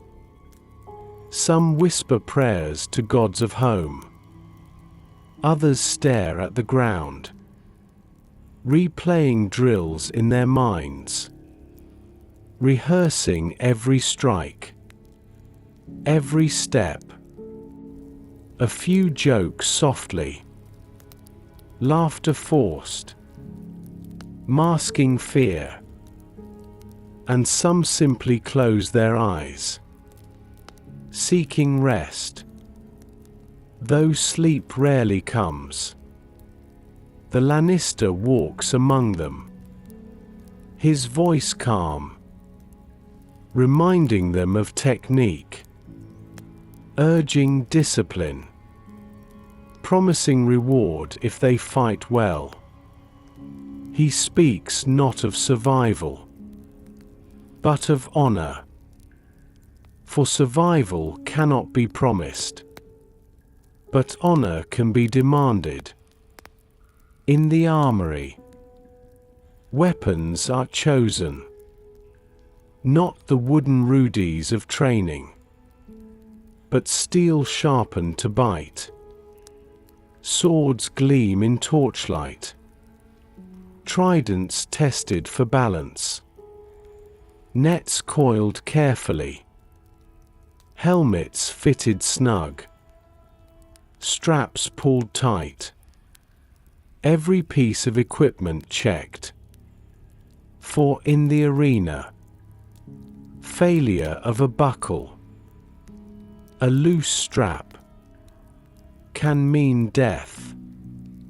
The physician walks the line, examining men for wounds that might weaken them, applying salves, binding joints. He knows the Lannister's wealth depends on these bodies. He cannot keep them from death, but he can send them in as whole as possible. Meals are heavier, more beans, more bread, sometimes meat added for strength, wine offered too, not in celebration, but in ritual.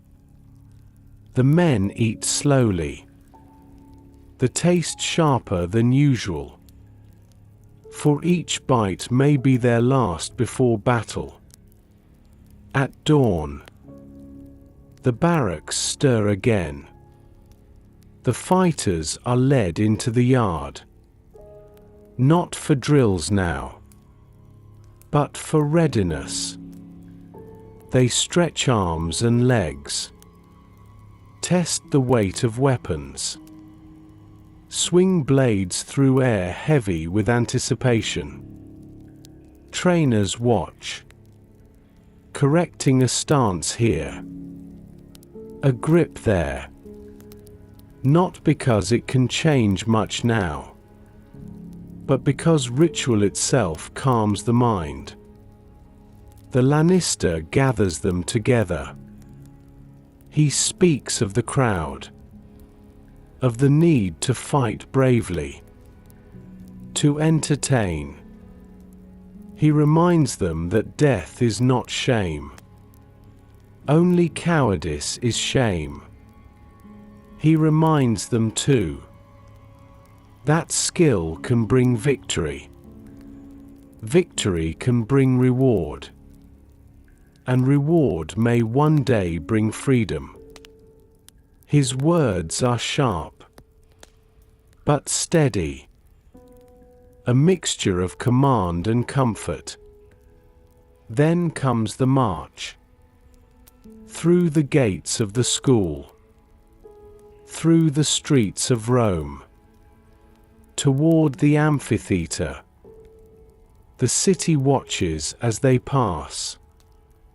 Children whisper names they have heard. Women cross themselves in prayer. Men shout encouragement, or wagers on who will fall first. The fighters walk in silence, their footsteps steady upon cobblestones, each step carrying them closer to the sand. Close your eyes and feel it with them, the weight of armor pressing upon shoulders, the sting of sun upon helmets, the dryness of mouth that no sip of water can quench, the sound of the crowd already rumbling ahead, like thunder behind a wall. In this moment, the preparation is complete. The drills, the discipline, the sparring, the punishment, the diet, the conditioning, all of it narrows into this single path, this single day. The arena waits, and the gladiator is ready. He does not know if he will return, but he knows he will fight.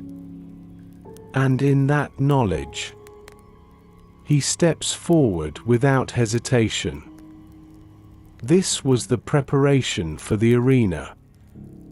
Not only sharpening of weapons, but sharpening of spirit.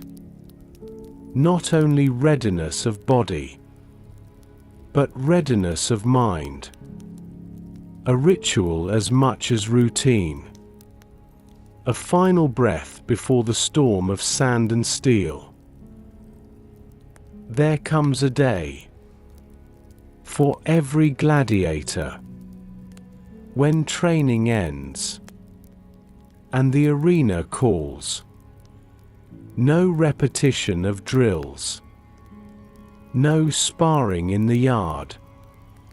No lash of the trainer's cane can fully prepare a man for that moment.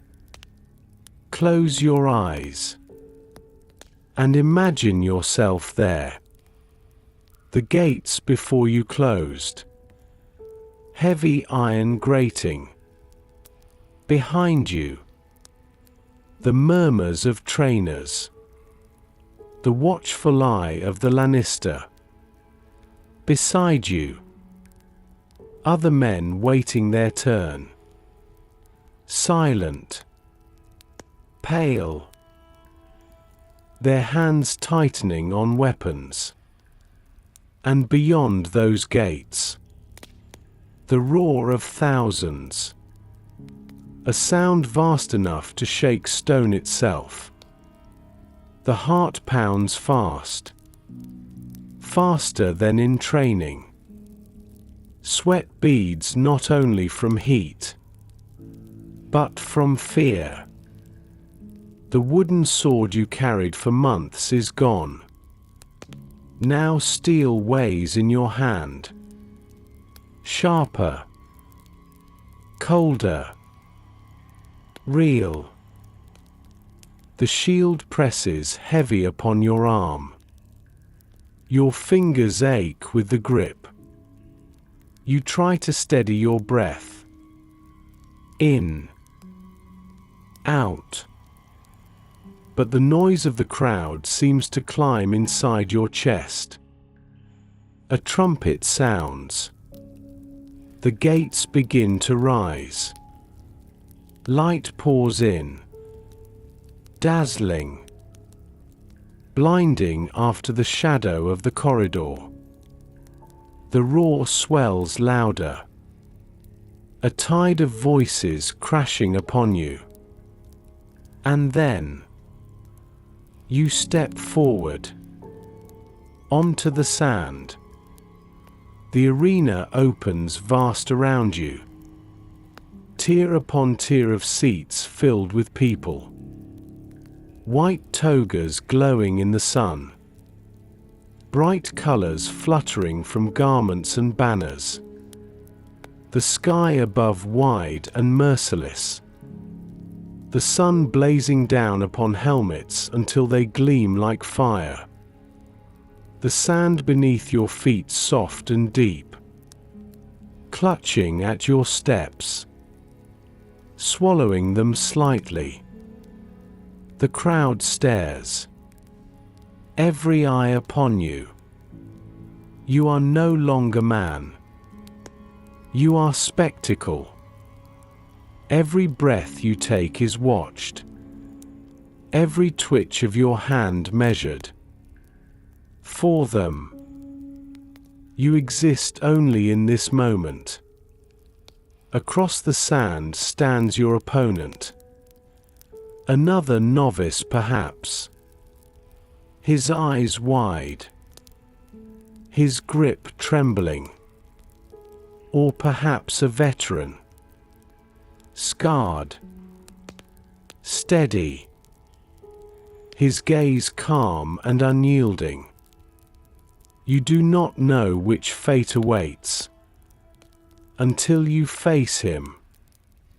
The signal is given. The fight begins. You circle slowly. Shield raised. Sword trembling slightly though you try to still it. The first clash comes sudden. Shield against shield. Sword striking hard enough to jolt your arm to the shoulder. The noise of impact lost within the greater roar of the crowd. You stumble. Regain footing. Strike back. The rhythm of drills returns. Faintly. Muscle memory guiding you when thought falters. Fear does not vanish. But it changes. It sharpens into focus. Every sense alive. You hear the rasp of your opponent's breath. The scrape of his sandal upon sand. You see the flicker of movement. The shift of weight before a strike. You feel the sun upon your face. The sand clinging to sweat upon your skin. You are wholly present. Wholly alive. The crowd shouts louder. Each strike cheered. Each stumble jeered. They are judge and witness. Their voice is a storm around you. And yet, within the storm, a strange stillness grows. You realize that nothing exists now but this moment. Not the barracks. Not the lash. Not the past you left behind. Only sword. Shield. Sand. Opponent. Perhaps you land a strike. Perhaps you fall beneath one. Perhaps the crowd roars for mercy. or calls for death. You do not know until it happens. For the first fight is mystery, as much as trial. But whether you win or lose, whether you stand tall or fall upon the sand, one truth becomes clear. You have crossed a threshold. No longer mere trainee. No longer only property of the school. You are gladiator now. The sand has claimed you. The crowd has seen you. You belong to the arena. Close your eyes once more, and linger there. The blinding light, the roar of thousands, the strike of steel against steel, the first fight etched into memory forever. For it was here, in this moment, that the training of body and mind was tested. And here, that the gladiator was truly born. The gladiator's life was never his alone. His fate did not rest only in his arm, his shield, his training. It rested also in the hands of the crowd. Close your eyes and hear it. The sound of thousands upon thousands. Voices braided together into one great roar. It begins low, like distant thunder, then swells, crashing against the stone walls of the amphitheater, rolling down upon the sand like a tide. Every step, every strike, is answered by the voices above. The crowd is many things at once. Senators in their white togas seated in the upper rows. Merchants counting wages with quick eyes. Slaves sent by masters to cheer loudly for certain fighters. Children perched on knees, shouting with unrestrained excitement. Women waving kerchiefs, calling out names. All woven together into one vast, restless organism. They do not merely watch. They participate. They jeer when a fighter stumbles. They cheer when a strike lands true. Their voices pour into the arena, fueling men like fire, burning away fear, or stoking it hotter still. When a man falls, wounded, the crowd leans forward as one, hands raised, voices shouting in chorus. The decision hangs in the air. Should he live? Or should he die? It is the sponsor of the games, the magistrate or emperor, who makes the final sign. But that hand is guided by the crowd's voice. Thumb pressed upward for mercy. Thumb pressed sideways or downward for death. A gesture small, yet heavy as fate. One man's life balanced upon the mood of thousands. The gladiator knows this, feels it in every breath. He does not fight only his opponent. He fights the crowd as well. Every movement measured not only for survival, but for spectacle. For the crowd does not love the timid. It adores the bold. The man who stands tall even when bleeding. The man who strikes with courage. Defies fear with roar of his own. He earns their favor. Their mercy. The coward earns only silence.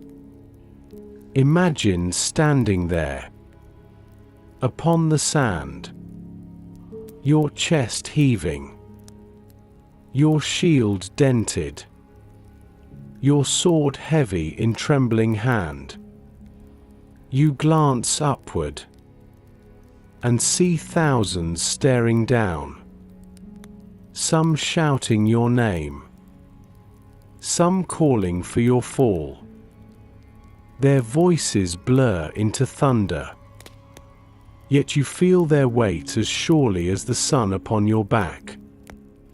You realize that your survival depends not only on your blade, but on how well you have captured their hearts. The crowd is fickle. They cheer for courage one moment, and call for blood the next. They are hungry always for spectacle. For them, your struggle is entertainment. Your wounds are story. Your endurance is drama. They rise to their feet not when you survive, but when you give them something worth remembering. And yet, there is strange comfort here. For to hear thousands shout your name is to taste a kind of glory no common man could know. To feel their favor wash over you is to feel larger than yourself, even in chains, even as property. For that moment, you are more than slave. You are champion, adored by Rome. Still, you know too, that when their voices turn against you, you are smaller than ever.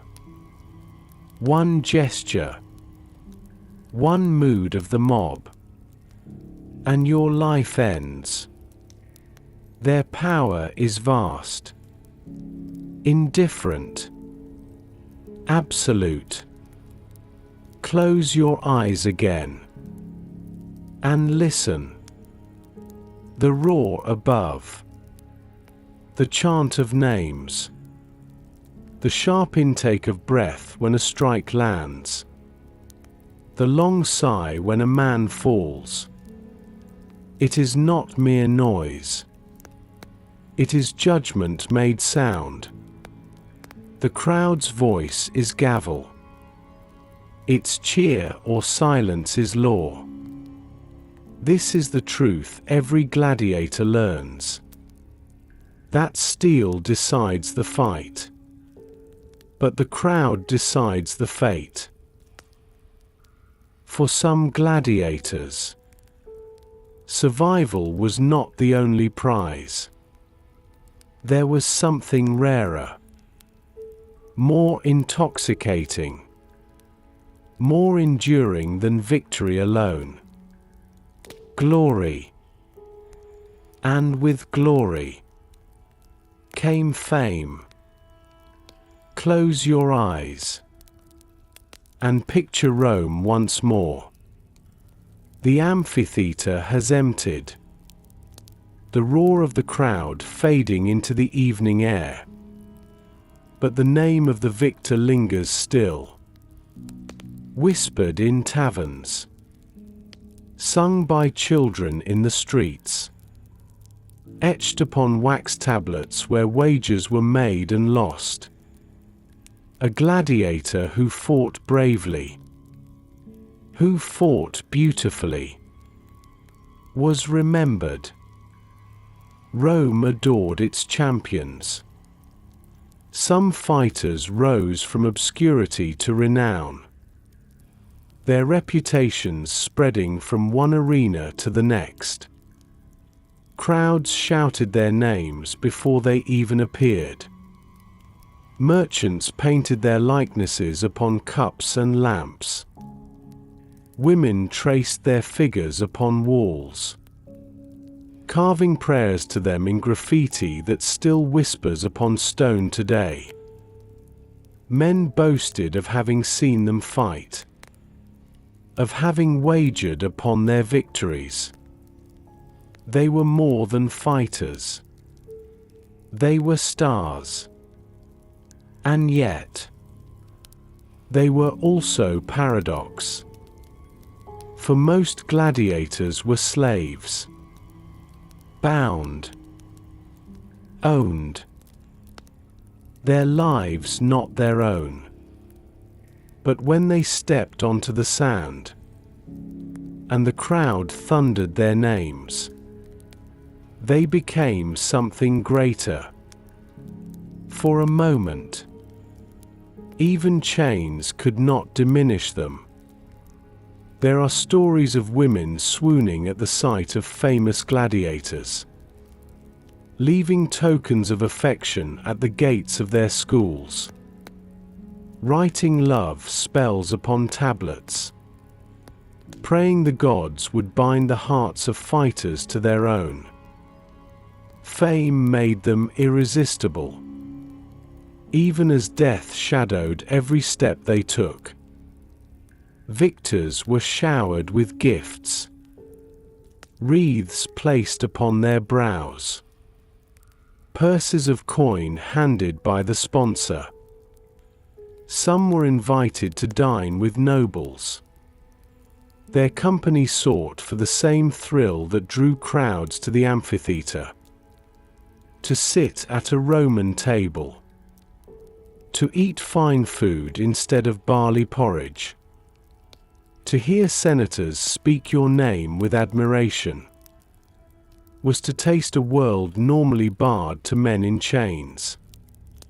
But fame was double-edged, for it brought expectation as much as adoration. The crowd demanded more, each fight greater than the last. A mistake, a falter, and cheers could turn to jeers. A hero one day, forgotten the next. Glory was fickle, as fleeting as the sand washed clean after the games. Still, for those who captured it, fame gave meaning beyond survival. It offered a strange immortality. A gladiator might die upon the sand, but his name lived on, whispered in streets, painted on walls, carried in the breath of thousands.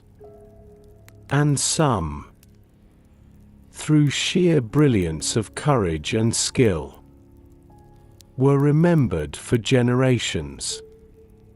Close your eyes again, and imagine walking through Rome at night. Torches burn along narrow streets, taverns alive with laughter and song. A group gathers around a table, speaking of the day's games. One name rises above the rest, praised again and again. That name belongs to a gladiator, once a slave, once a man forgotten, now remembered by an entire city. His fame has lifted him, if not to freedom, then to something close. For glory was not only survival, it was triumph over obscurity. It was the roar of thousands calling your name. It was the memory that endured beyond the fight. and in a world where death was certain, immortality through fame was the sweetest prize of all. For all the sweat of training, for all the bruises and cuts of sparring, for all the blood spilled upon the sand, there was one hope that glimmered above all others: freedom.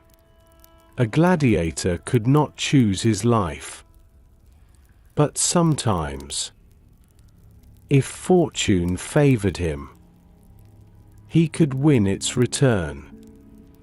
Close your eyes and imagine the amphitheater again. The fight has ended. The crowd roars. The victor stands tall, breath ragged, body blooded yet unbroken. In his hand he still holds his weapon, heavy with survival. And then a gift is brought to him. Not coin, not wreath, not wine, but a simple thing: a sword carved from wood. The rudies. It was no toy, no mere practice weapon. It was symbol, the mark of freedom itself, given only to those who had fought long, fought bravely, survived enough battles to prove their worth to Rome. To receive the rudies was to step out of chains, no longer property of the Lannister, no longer bound to the school's barracks. The man was free again, free to walk the streets of Rome as his own, free to choose work, free to marry, free to live without the constant shadow of the sand. And yet, freedom was not given lightly. It was rare, earned only after years of survival, after victories counted beyond number. For every man who won the rudies, dozens fell before they ever reached the chance. The price of freedom was written in the lives of brothers lost, in the scars that mapped the survivor's skin, in the years spent waiting for a gift that might never come. Some who won freedom chose never to fight again. They turned to trades, to quiet lives in the city or countryside. Their bodies bore the memory of combat, their minds the echo of the crowd. But they sought peace at last. Others, strange as it may seem, returned to the arena by choice. For fame had bound them as surely as chains once did, the roar of the crowd too sweet to leave behind. They fought now not as slaves, but as free men, choosing the sand again and again. Their battles carried new weight, for the people loved them more knowing they stepped onto the sand of their own will. The rudies was more than wood. It was more than freedom. It was honor, proof that even within chains, a man could rise, could endure, could triumph not only over his opponents, but over fate itself. Close your eyes again and picture it. A gladiator kneels upon the sand, the fight behind him. The crowd chants his name. The magistrate steps forward. bearing the wooden sword.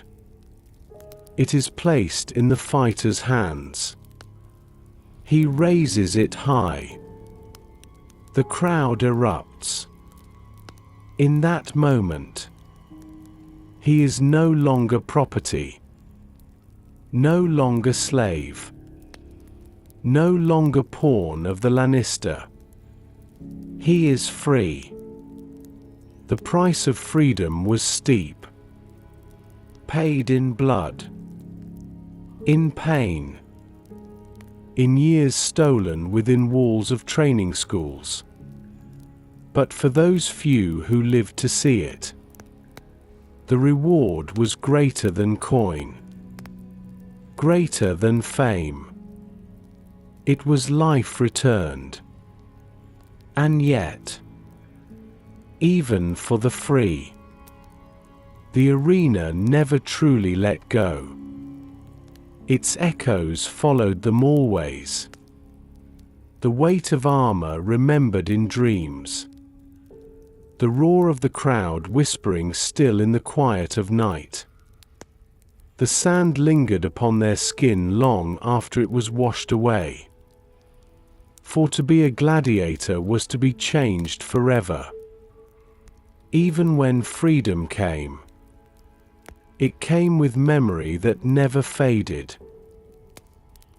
The sand of the arena was always swept clean. The blood washed away. The bodies carried out. But the memory remained.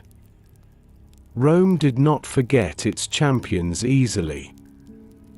Their names lingered like incense after a feast. Heavy in the air. Carried through streets and markets. Etched upon walls where ordinary people carved their devotion. Close your eyes and picture the streets of Rome at dusk. Shops shuttering. Torches flickering. The sound of dice rattling in taverns. And upon the plaster walls, scratched in charcoal or painted in red ochre, the names of gladiators appear. Crescens, the victorious, Marcus Atticus, beloved by the crowd, Saladus, the heartthrob of girls. These were not emperors, not senators, not generals. They were fighters upon the sand. Yet Rome remembered them, as it remembered its gods and its kings. Some gladiators became legends in their own lifetime. Their faces carved into lamps. Their names sung in songs. Their likenesses painted upon cups sold in markets. Children imitated their stances with sticks for swords. Women whispered prayers to them as if they were saints. Men bet their wages on them with devotion equal to faith. They became heroes. And Rome adored them, even as it consumed their blood for entertainment. And then, there were those whose memory outlasted even their deaths. Tales told of their courage, their defiance, their final moments upon the sand. A man who stood against 3 opponents and would not yield.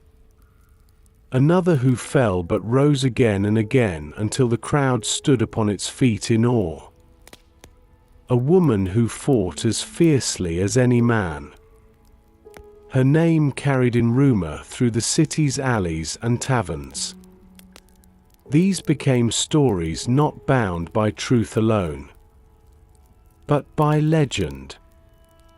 Exaggerated, reshaped, growing with each telling. until the gladiator was no longer man, but myth. In time, their memory softened into symbols of courage, of endurance, of beauty in the face of death. Rome loved such symbols, for the gladiator embodied the empire's own paradox. Strength bound with fragility, power shadowed by mortality. Even centuries later, when amphitheaters fell into ruin, when the crowds were gone, when the sand was silent, their names remained etched upon stone. Fragments of graffiti survive even now, carved by ordinary hands. Crescens wins again. Saladas delights the girls. Simple words, yet proof that the memory endured. Close your eyes again, and imagine walking through the ruins of the Colosseum at night. The arches broken, the seats empty, the sand long gone. Yet if you listen closely, perhaps you can still hear it. The faint roar of a crowd carried upon the wind. The whisper of a name long since forgotten by most, but once shouted by thousands. The ghosts of gladiators linger still, not in body, but in memory. Legends are not born of marble alone. Sometimes they are born of sweat, of pain, of courage shown in the brief flicker of a fight upon sand. The gladiators lived short lives, but their memory endured long, for Rome could not let them go. They were too much a part of its story. And so, even now, when we speak of them, when we close our eyes and picture the sand, the crowd, the clash of steel, we keep them alive again. We walk once more into their world, and the legends breathe softly, endlessly. The story of the gladiator is the story of men shaped by Rome, men who lived behind walls of stone, trained in sweat and discipline, punished when they faltered, praised when they triumphed. They rose before dawn, ate their barley and beans, struck endlessly at wooden posts until their arms trembled. They sparred in dust, bled upon sand even before the crowd ever saw them. They endured lash and chain, endured fear and exhaustion, until their bodies became iron, until their minds grew steady as stone. Then they entered the arena, the light blinding, the sand soft beneath their feet, the roar of thousands washing over them like storm. Some fell quickly, some endured, some rose to fame. Some won freedom with the wooden sword of release, and some lived only in memory, their names carved into walls, whispered in streets, carried forward as legend. To live as a gladiator was to live in paradox, slave and hero, despised and adored. prisoner and star. Their lives short, but bright. Their names fleeting, but echoing still. Close your eyes, and let the story soften now. The crowd fades away. The noise grows distant. The torches of the amphitheater burn low. The sand lies silent. The fighters are gone. Yet their memory lingers like smoke after flame. Imagine walking through the ruins today. The arches stand broken against the sky. Grass grows where once blood was spilled. The wind drifts quietly through empty corridors. And yet, if you pause, if you breathe deeply, you can almost hear it. The faint echo of steel striking steel. The murmur of thousands. The whisper of names long forgotten by history but once adored by Rome. The Colosseum sleeps now, but in dreams. Its sand is still warm. In dreams, the gladiators rise once more, not to fight, but to be remembered, to be seen. Not as slaves or weapons, but as men. For that is what remains when the story ends. Not the roar, not the blood, but the memory of human endurance, of courage in the face of fear, of dignity found even in chains.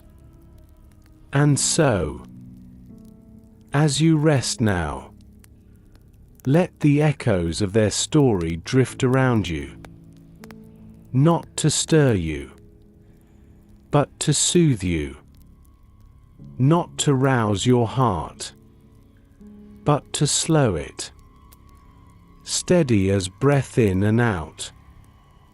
Breathe deeply. Feel your body sink heavier against where you lie. Let your shoulders soften. Your hands rest quiet. Your thoughts fade like torches burning low in the night. The gladiators have fought their last fight. The crowd has fallen silent. The sand lies still.